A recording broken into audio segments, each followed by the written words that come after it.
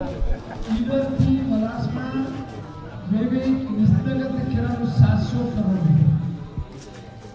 પહેલી બાજુ માઉન્ટ આપણે પાલનપુરથી ખેરાલુથી સતલાજમાં થઈને ધરોઈ થઈને એ પણ નેશનલ હાઈવે બન્યું. બે નેશનલ હાઈવે હવે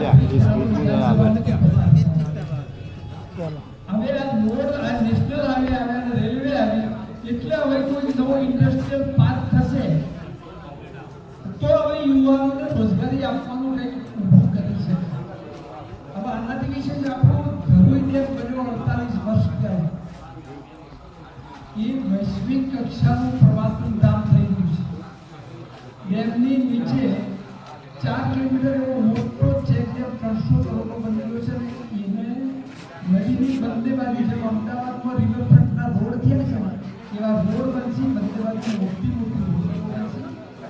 ત્યાં આગળ ફોરેનના બહારથી ડોલર અને પાઉન્ડ લઈને આવે એવા યુરોપ બધા ફોરેનરો અહીંયા રૂપિયા ખર્ચાવે. કારણ કે એક હોટલનું ભાડું આપણે પછી જઈએ તો સવારે જઈને પાછા આવીએ તો એ લોકો આવે 7,000 10,000 આટલી મોટી